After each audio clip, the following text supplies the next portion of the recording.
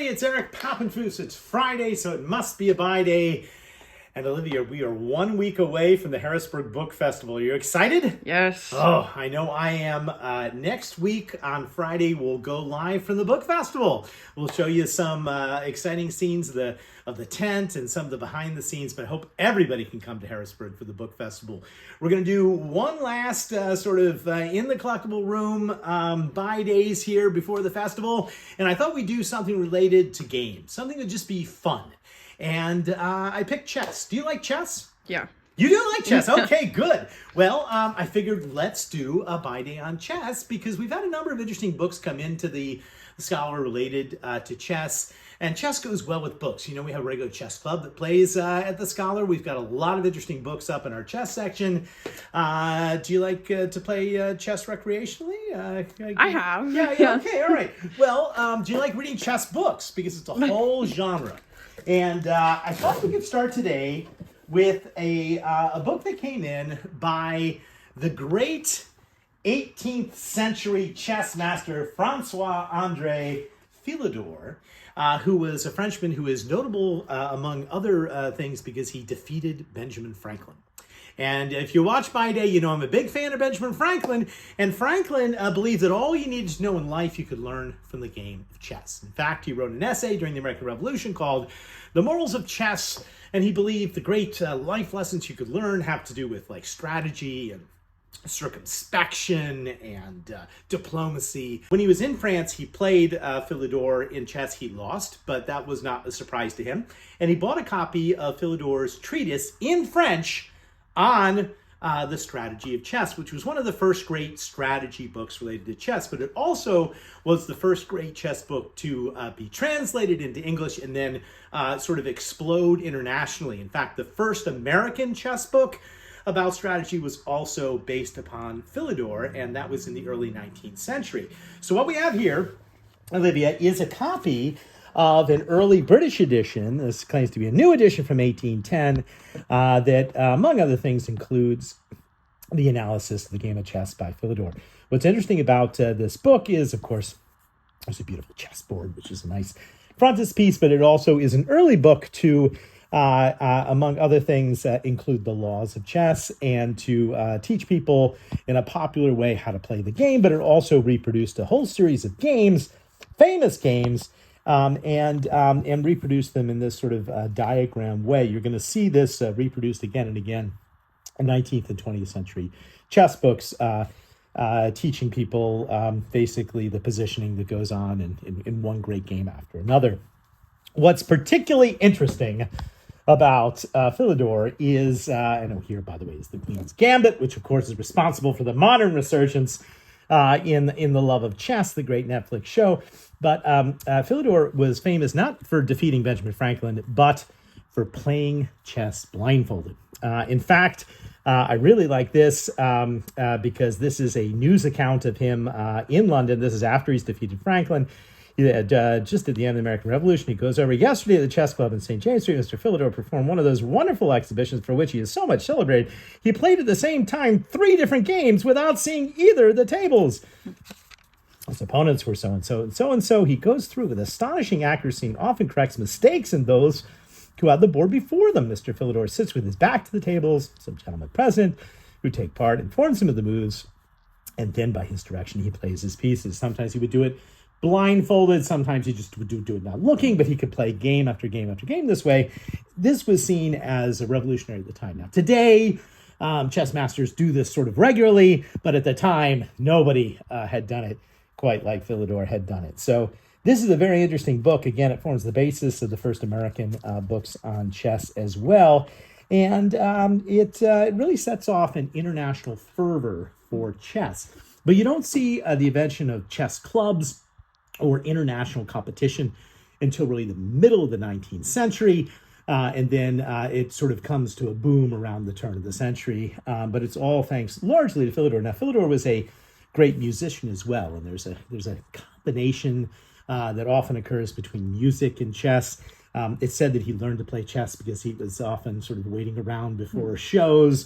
And so actors and musicians often will play chess as well. But one of the first great chess celebrities. We had a couple other chess books come in, one American and another sort of by a European chess scholar. I thought we'd compare them.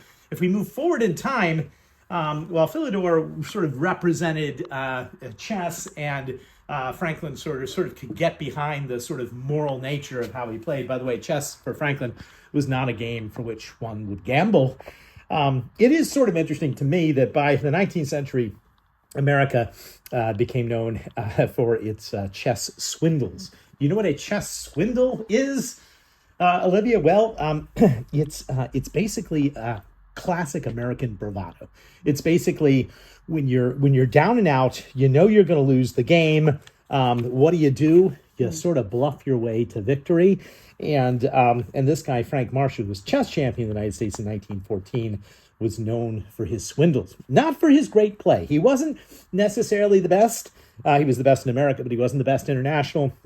He lost, but he was particularly good at his swindles. And he even published a book called Marshall's Chess Swindles that we have here in 1914, in which he's basically advertising this. Now, this would be anathema to Franklin, who did not believe quite that chess was like that.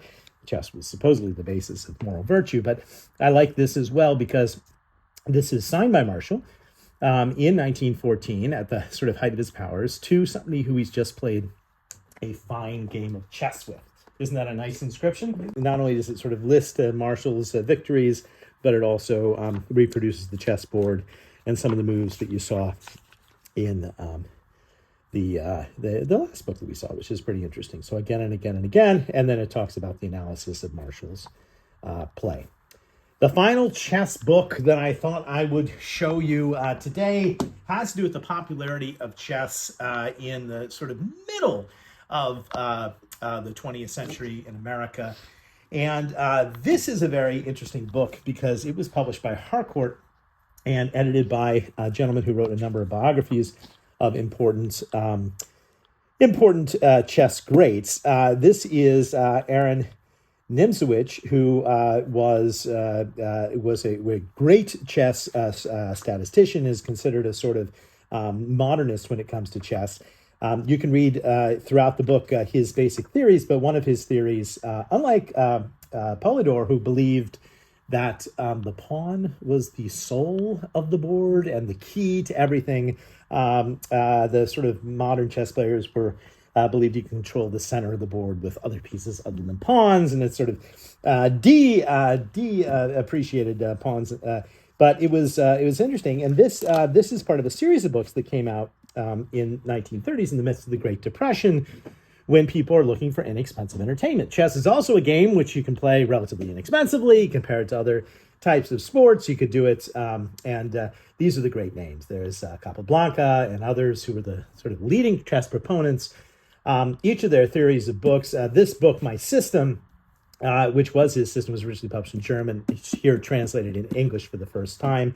And again, basically talks to you about how he's a revolutionary figure, how he's changing the nature of the game of chess. And there are these chessboard diagrams and the game again and again and again. So a whole series of wonderful books. If you come to the Scholar, you can see these books and others. We also have some very interesting books in Russian on chess. I invite you to come, not only enjoy them, but have a cup of coffee and maybe pick up a game.